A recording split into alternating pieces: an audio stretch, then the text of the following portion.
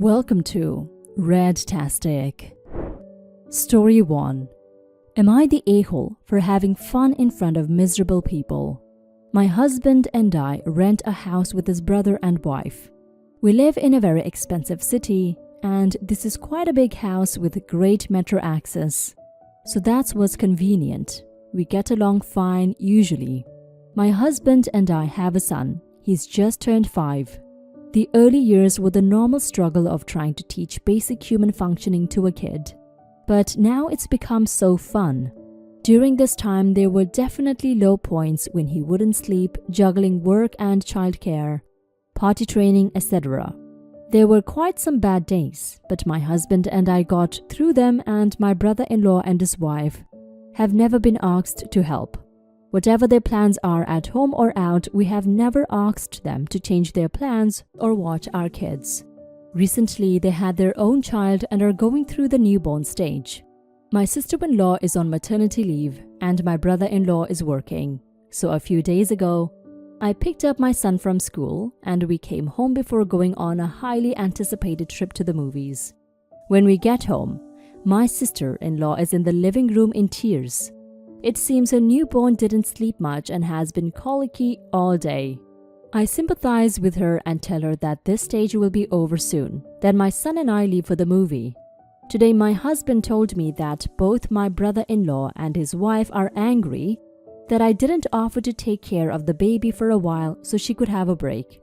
I'm kind of shocked that I'm being asked to do something that they have never offered to do, and we have never asked them to do. I feel like they should take care of their kid just like we did. Am I the a-hole? ETA. For all those asking if I resent my in-laws for not helping, I think any parent would like help. But I don't feel entitled to their help when it's my husband's and my decision to have said child.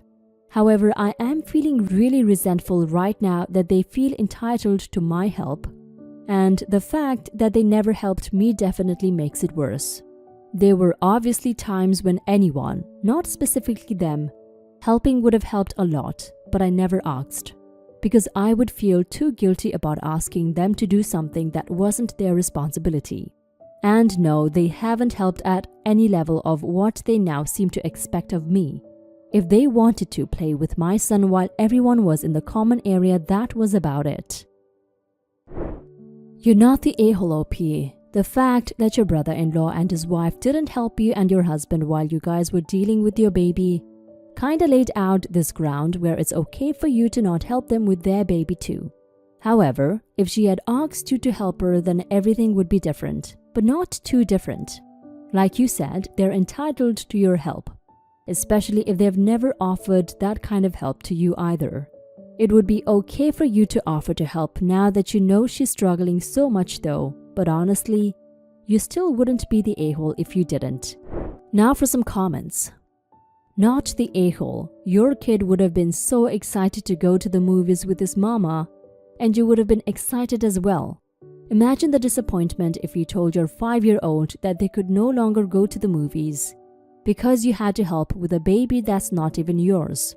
They sound incredibly entitled considering they never ever helped you. And it's their baby. It's not your responsibility to take care of it, so she can have a break. No a-holes here. You're not obligated to offer to help, but as someone who has been through that newborn phase, where you probably would have gratefully accepted someone watching the baby just for 30 minutes, so you could take a nice bath and have a few minutes to yourself, it would have been a nice thing to offer. You all live together, so sure, you can tell them good luck with the baby. That stage sucks. But a small act of kindness like that probably would be good for long-term harmony. Your title says you know they're miserable, so be nice. Title is misleading. Also, you're not a mind reader. Would it have been kind of you to do so? Yes. Were you obligated to offer? No. Should the sister-in-law have used her adult words? Yes. Just because you were strong enough to deal with a colicky kid without assistance doesn't necessarily mean sister-in-law is. Not the a-hole. Sister-in-law seems a bit entitled to you and your time if you and your family pay rent. But she wasn't malicious. Perhaps she should have told you she was irked at you rather than venting to her husband, who then yelled at your husband. Story 2. I, 27 male, have been with my current girlfriend officially for a little under a year. I also have a 5-month-old daughter with my baby mother, 26 female, who I was with for about 4 years before she got pregnant. I ended up cheating on her while she was pregnant with my current girlfriend. I know that sounds horrible, but my baby mother was a nightmare during her pregnancy, and I didn't want to leave, so I found other ways to cope. Though now I know that was a terrible thing to do. Anyways, after she found out I cheated, she left me. Completely 100% her choice. I was willing to work it out for our baby, but she hated me after. So I ended up getting with my current girlfriend because I really did like her beyond just a sexual relationship. She knew my ex was pregnant and she didn't mind. Fast forward to now, my baby mother has become the most irrational human being I've ever met. For example, recently my girlfriend took a picture holding my daughter and posted it on Instagram. My baby mother flipped out. She called me screaming, telling me not to have my girlfriend hold our daughter. That is ridiculous. She has threatened to beat up my girlfriend multiple times on social media and to her face. My girlfriend doesn't like drama. She's not ghetto and she's classier than my baby mother. When I was with my baby mother, she was all I knew. So I thought her behavior was normal. But now I see her for what she really is. The whole situation is really taking a toll on my relationship, but I don't know what to do. I can't just block her and move on because we have a whole baby together, and I'm not on child support, and I don't want to piss her off to the point where she tries to keep my daughter from me or put me on child support. I also love my girlfriend so much, and I know the situation is pushing her away. What should I do? I'm desperate. Edit.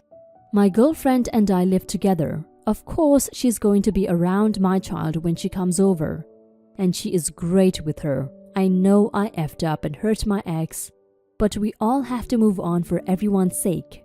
We have a mutual agreement where I have my daughter every other weekend and every Wednesday because my ex works late on the day. I want to keep this out of the court system if possible. I understand why my ex is upset, but she has to move on for both of our sake. She can't come in between every relationship I may have. I might end up marrying this woman. She could be our daughter's stepmother and she's being petty over a picture. You're not an a-hole OP, but so is your baby mother. You cheated on her while she was pregnant, and there is really no explanation that can make that any less cruel. But her screaming and threatening to beat up your new girlfriend makes her an a-hole.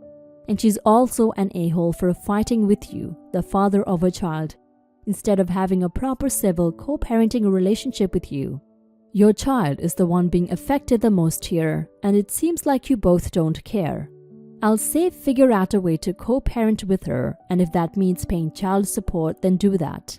Now for some comments. You need to pay child support, or you have no say in the matter. And your girlfriend should absolutely not be posting pictures of your child on social media. That is incredibly disrespectful to your ex. There is so much wrong with this situation. I honestly can't blame your ex for the way she's acting. You really screwed her over, and now she's the one left to support the child and pick up the pieces. Food for thought. Your girlfriend really needs to not put pictures of your child on her internet social pages. That's not her decision to make. Respect your baby's mother on this topic. However, your baby's mother cannot stipulate who can and can't hold the baby when she's not around. That's ridiculous.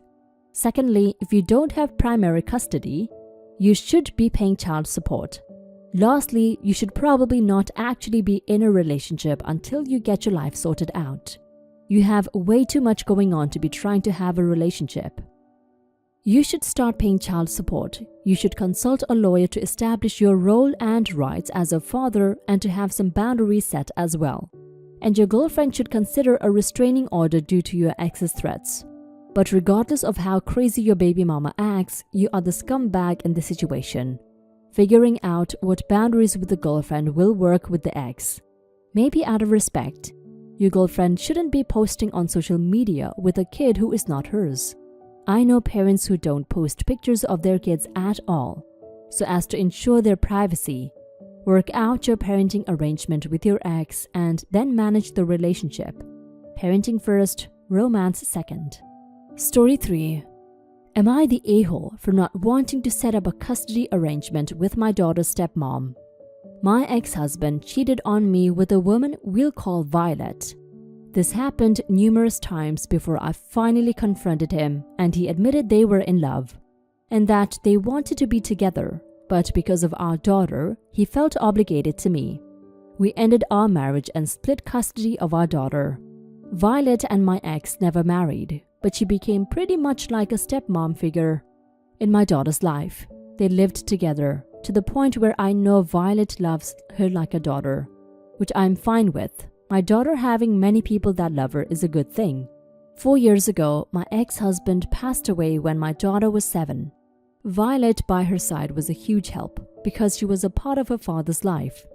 Despite the awkwardness and me not really wanting to be around this woman, I sucked it up for my daughter's sake. We did some activities together and she's remained in my daughter's life, taking her out and keeping her at the house she once shared with my ex. Again, I know it helps. I also got a therapy during this time. There were a few times I felt Violet overstepped and I would be careful about talking to her because I didn't want to hurt feelings and I knew it was tricky. Now my daughter is 11. Recently, I got a job offer out of state. I have much more family in this area and it's a more lucrative offer. I know it will be an adjustment for my daughter, but she's excited to move and make new friends, especially as she will be starting middle school anyway, so she would be starting fresh at a new school. I plan to bring her back at some holidays or some random dates to where we currently live, but nothing set in stone. When I told Violet this, she asked if I would be willing to do a custody arrangement of sorts. She wants to take my daughter 1 weekend a month. She'll come get her, and for a few weeks every summer. I was turned off by this and told her no. I said we would be back to visit. She said I didn't get how close they had become. I reminded her that while I appreciate that, I don't want to agree to anything permanent. She got really hurt and said this isn't what my ex would have wanted. Am I being an ass here? Now for some comments. Not the a-hole. She isn't related to your daughter at all. I get that she still wants to be in your daughter's life, but you are making a good move for your family. And she has no say in your decisions and no rights whatsoever to even contact your daughter. Please remind her of these facts and let her know that her request is completely inappropriate. You can set your daughter up with Skype or FaceTime when you get to your new place, so they can remain in contact. Not the a-hole. The link between her and your daughter was your ex, and he is no longer around. You don't owe this woman anything, and she's lucky you allow her to continue to be in your daughter's life at all, especially after you move. I think you're being very generous to her already. She absolutely does not need legal access to time with your child. And I think visits with your daughter planned in advance would be super great of you, as you offered.